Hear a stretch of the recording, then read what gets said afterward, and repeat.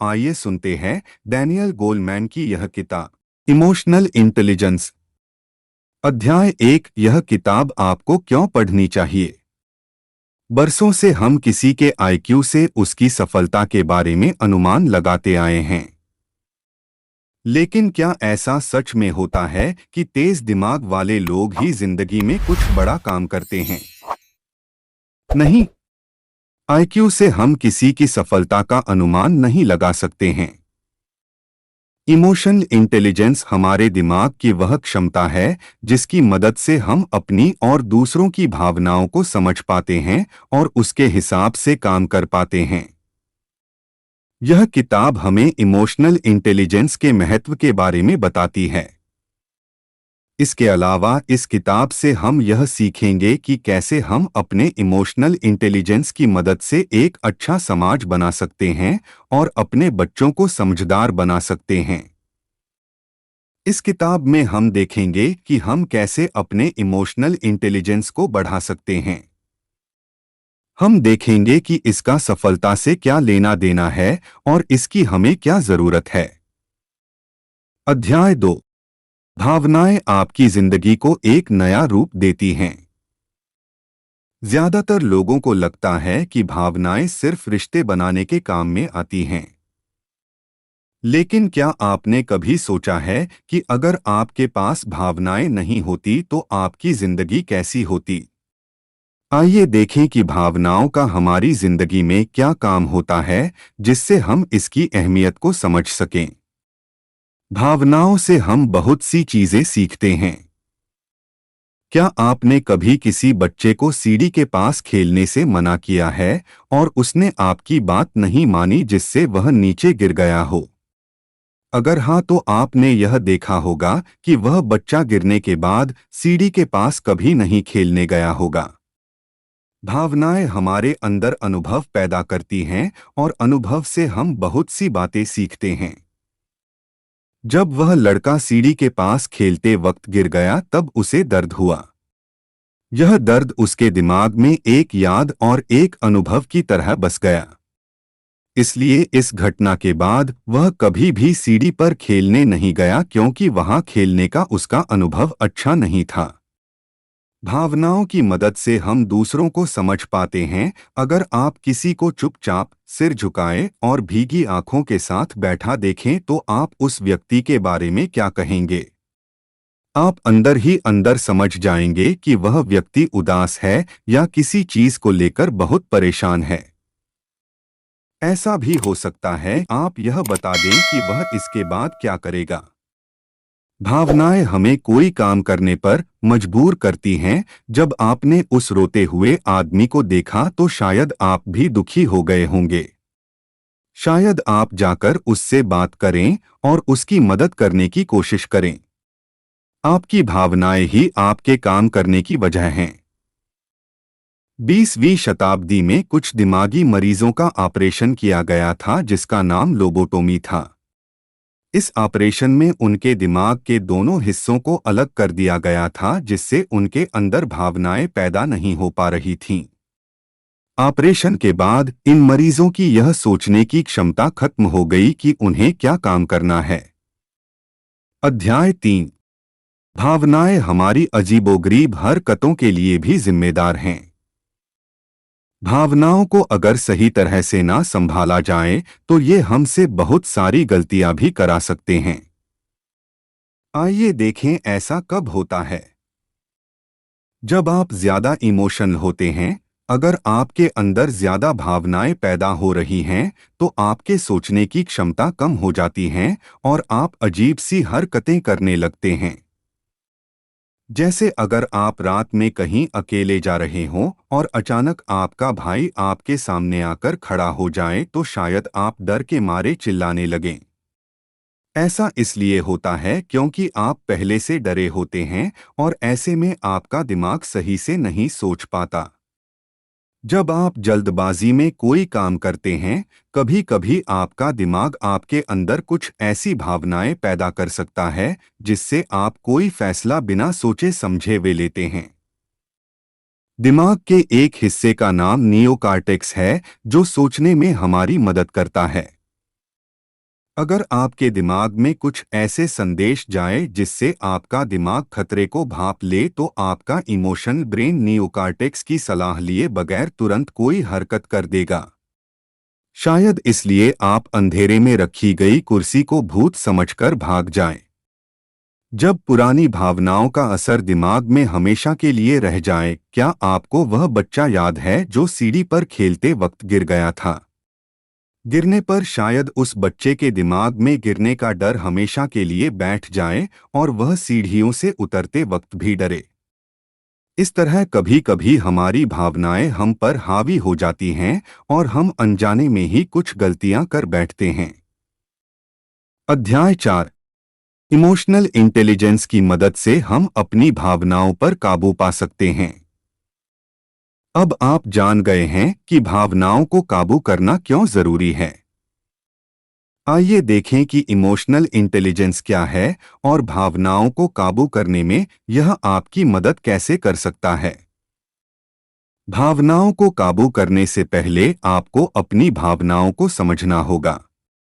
आपको यह जानना होगा कि उन भावनाओं के नाम क्या हैं और क्यों वे आपके अंदर पैदा हो रही हैं।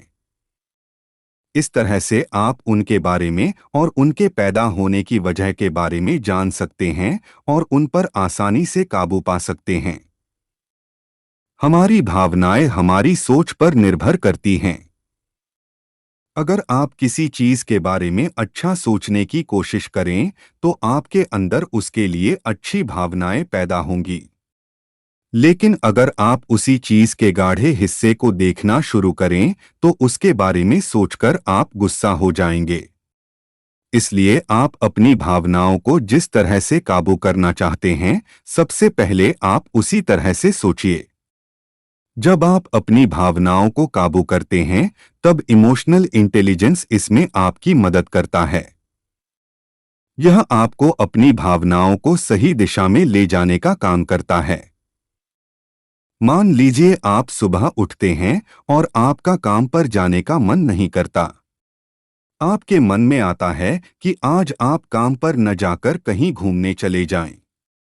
ऐसे में इमोशनल इंटेलिजेंस आपकी मदद कर सकता है। अगर आप अपने काम की अच्छी चीजों पर नजर डालें तो आपका काम करने का मन करेगा।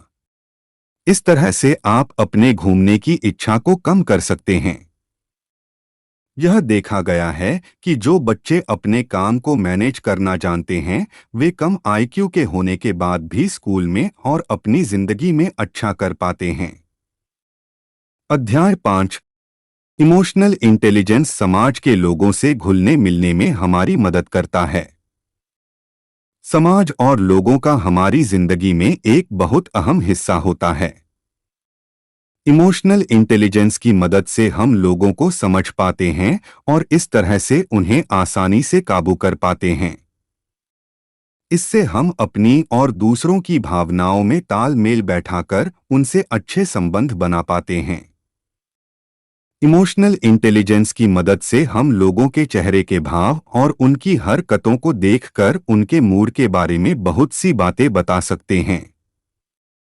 इससे हम यह भी तय कर सकते हैं कि हमें उनके साथ या उनके सामने कैसा व्यवहार करना है।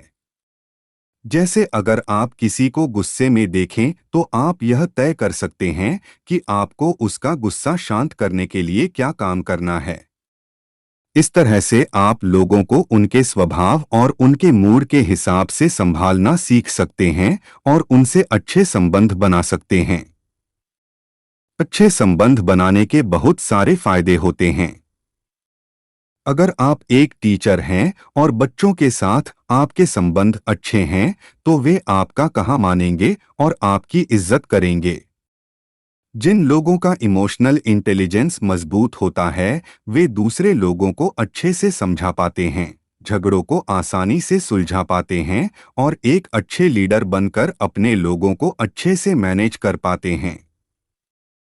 मान लीजिए कि आप किसी कंपनी के मैनेजर हैं, जहां पर एक कर्मचारी बार बार एक ही गलती कर रहा है। अगर आप उसे उसकी गलती के लिए डांटेंगे तो शायद वह बुरा मान जाए और आपकी बात ना माने।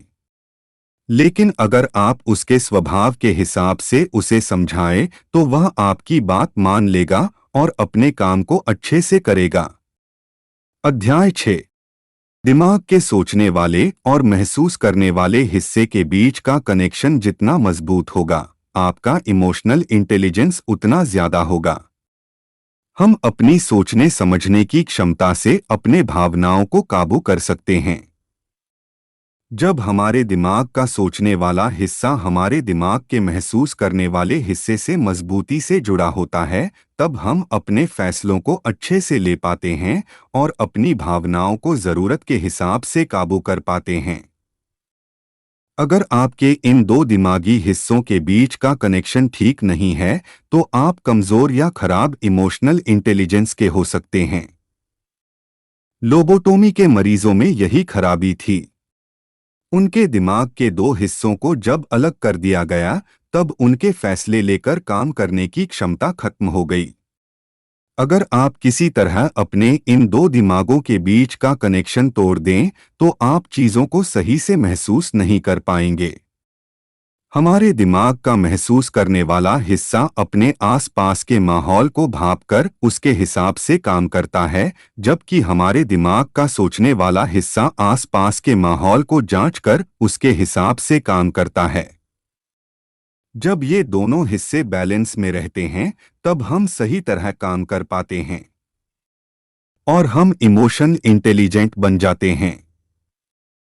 अगर आप कहीं जोर से धमाके की आवाज सुने, तो आपका इमोशनल ब्रेन खतरे को तुरंत भांप लेगा और आप पता नहीं क्या क्या सोच लोगे। कहीं ये गोली चलने की आवाज तो नहीं, कहीं गैस सिलेंडर में विस्फोट तो नहीं हुआ। लेकिन अगर आप एक बार अपने आसपास नजर घुमाकर देखें कि यह आवाज कहां से आई और आपको पता लगे कि यह पटाखे की आवाज थी, तो आप नहीं डरेंगे। इस तरह से हम सही फैसले ले पाते हैं। अध्याय 7। अगर आपका इमोशनल इंटेलिजेंस ज्यादा है, तो आपके कामयाब होने की संभावना भी ज्यादा है। आपने स्टैनफोर्ड यूनिवर्सिटी के मार्शमैलो टेस्ट के बारे में सुना होगा। इस टेस्ट में कुछ 4 साल के बच्चों को एक कमरे में मार्शमैलो के साथ बैठा दिया गया और उनसे कहा गया कि अगर वे अपने आप को मार्शमैलो खाने से 30 मिनट तक रोक लेंगे, तो उन्हें 30 मिनट के बाद 2 मार्शमैलो दिए जाएंगे। जिन बच्चों ने अपने आप पर काबू पा लिया, वे आगे चलकर हर तरह से कामयाब हुए। जिन लोगों के पास इमोशनल इंटेलिजेंस ज्यादा होता है, वे अक्सर सफल होते हैं। इससे वे एक अच्छे मैनेजर बन सकते हैं और लोगों को अच्छे से काबू कर पाते हैं। लेकिन जो लोग खुद पर काबू नहीं कर पाते, वे सफल नहीं हो पाते। सफलता के लिए अनुशासन जरूरी है और अनुशासन को बनाए रखने के लिए खुद पर काबू पाना जरूरी है। इसके अलावा इमोशनल इंटेलिजेंस आपको सेहतमंद भी रख सकता है।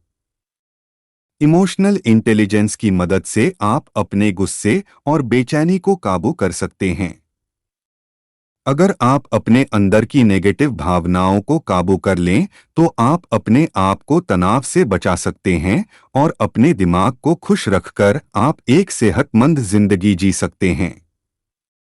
एक स्टडी में यह पाया गया कि जो लोग तनाव में रहते हैं, वे बहुत जल्दी बीमार पड़ जाते हैं। इस तरह से हम कह सकते हैं कि तनाव हमारे इम्यून सिस्टम को कमजोर करता है, जिससे हमारी रोगों से लड़ने की क्षमता बढ़ जाती है। इसके अलावा तनाव की वजह से हाई ब्लड प्रेशर का खतरा होता है, जो हार्ट अटैक के खतरे को बढ़ा देता है। अगर आप गुस्से, तनाव और बेचैनी जैसी भावनाओं पर काबू पाना सीख लें, तो आप एक सेहतमंद जिंदगी जी सकते हैं। अध्याय 8। किसी देश का भविष्य वहां के बच्चों के इमोशनल इंटेलिजेंस पर निर्भर करता है। अब तक हमने देखा कि किस तरह से अच्छे इमोशनल इंटेलिजेंस से हम एक बेहतर और कामयाब इंसान बन सकते हैं। इमोशनल इंटेलिजेंस की मदद से हम दूसरों की भावनाओं को अच्छे से समझ पाते हैं और उसी के हिसाब से काम कर पाते हैं। इसका मतलब अगर आपका इमोशनल इंटेलिजेंस ज्यादा है तो आप डकैती, मर्डर या रेप जैसे अपराध नहीं करेंगे। जो अपराधी किसी के साथ बेरहमी करते हैं, उनमें इमोशनल इंटेलिजेंस बहुत कम होता है। अगर हम अपने बच्चों में इमोशनल इंटेलिजेंस को बढ़ावा दें, तो वह आगे चलकर एक अच्छे नागरिक बन सकते हैं। कम इमोशनल इंटेलिजेंस से अपराध के अलावा शराब और ड्रग्स की लत भी बढ़ती है। जो लोग नशा करते हैं, वे भी अपनी भावनाओं को अच्छे से काबू नहीं कर पाते हैं, जिसकी वजह से वे अपने तनाव या अपनी बेचैनी से छुटकारा पाने के लिए इन चीजों का इस्तेमाल करते हैं। अगर एक बच्चा ज्यादा इमोशनली इंटेलिजेंट लोगों के बीच पले बढ़े तो उसमें भी ज्यादा इमोशनल इंटेलिजेंस होता है। इसलिए यह जरूरी है कि पेरेंट्स अपने अंदर के इमोशनल इंटेलिजेंस को बढ़ाएं, जिससे उनका बच्चा आगे चलकर एक अच्छे नागरिक में बदल सके। जिन बच्चों के अंदर इमोशनल इंटेलिजेंस ज्यादा होता है, वे दूसरों को चिढ़ाते नहीं हैं।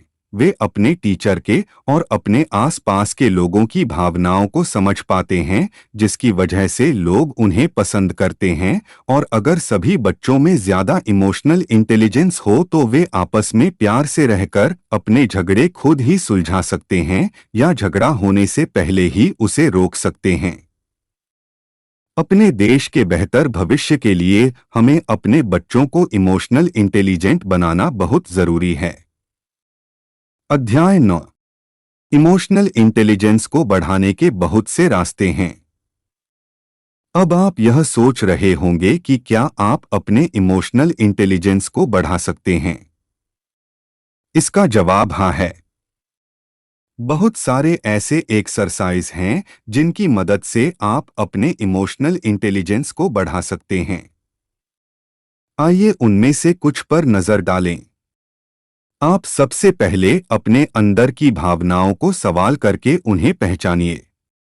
जैसे अगर आपके किसी दोस्त ने आपको अनदेखा कर दिया जिसकी वजह से आप परेशान हैं, तो आप अपने आप से यह सवाल कीजिए कि आप परेशान क्यों हैं। अब इसका जवाब आपको मिलेगा कि आपके दोस्त ने आपको अनदेखा किया जिसकी वजह से आप परेशान हैं।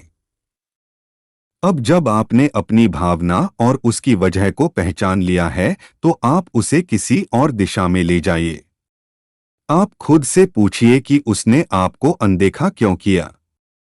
इसका जवाब आपको मिल सकते हैं कि शायद वह किसी गहरी सोच में रहा होगा जिसकी वजह से उसने मुझे नहीं देखा। इस तरह से आप अपने तनाव पर काबू पा सकते हैं। अगर आप किसी को सांत्वना देना चाहते हैं तो उनकी नकल कीजिए।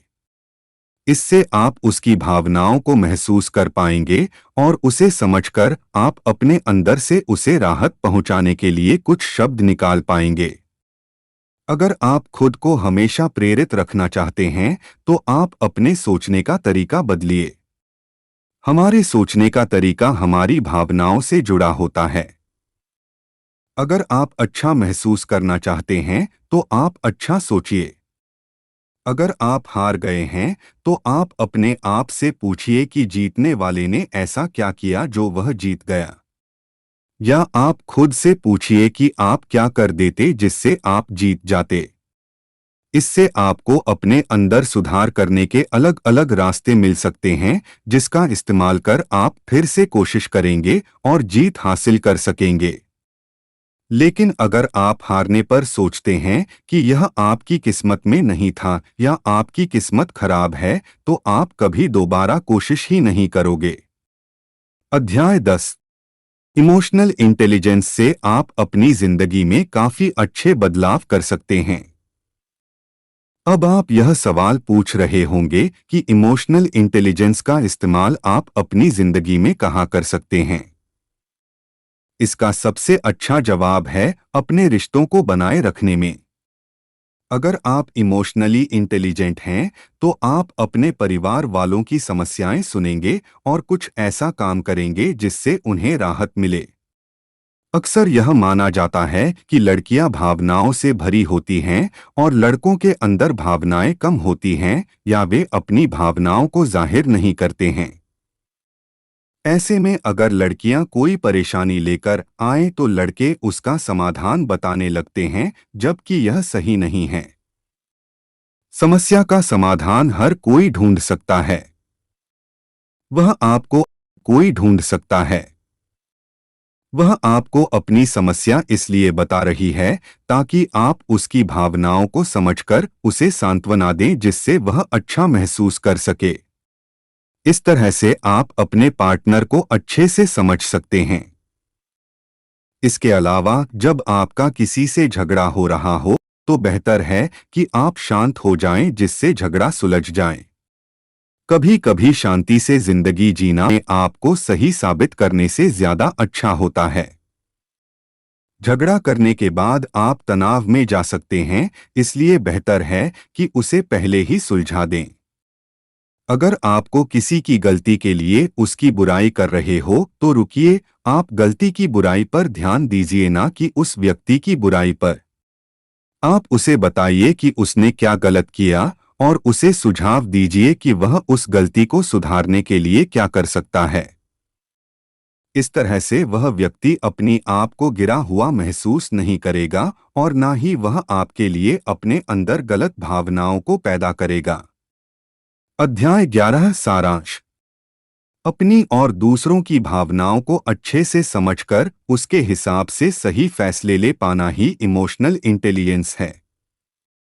इसकी मदद से हम बढ़ते अपराधों को रोक सकते हैं, एक अच्छा समाज बना सकते हैं, सफलता पा सकते हैं और खुद को एक खुश इंसान में बदल सकते हैं। हम खुद से सवाल करके इसे बढ़ा सकते हैं और इससे अपने रिश्तों को मजबूत बना सकते हैं। अपने बच्चों से कहिए कि वे अपनी भावनाओं को आपके साथ बांटें। आपके बच्चों को अपनी भावनाओं की सही समझ नहीं होगी, इसलिए आप उनसे बातें करके उनकी भावनाओं को नाम दीजिए और उस भावना को इस्तेमाल करना सिखाइए। उनकी तारीफ कीजिए। अगर आपका बच्चा कोई अच्छा काम करके आता है या फिर अच्छे नंबर लेकर आता है तो आप उसकी मेहनत और उसकी सफलता के लिए उसकी तारीफ कीजिए। ऐसा करने से उसका हौसला बढ़ेगा। और अगर आप उसकी मेहनत की तारीफ करोगे तो वो भविष्य में और ज्यादा मेहनत करने के लिए प्रेरित होगा। दूसरों की गलतियों की बुराई कीजिए, ना कि उस व्यक्ति की। आप दूसरों की गलतियों में खराबी निकालिए, ना कि उस व्यक्ति में। आप उन्हें बताइए कि वे किस तरह से अपनी गलतियों को सुधार सकते हैं। ऐसा करने पर आप उनके आत्मसम्मान को ठेस नहीं पहुंचाएंगे, जिससे वे आपकी इज्जत करेंगे।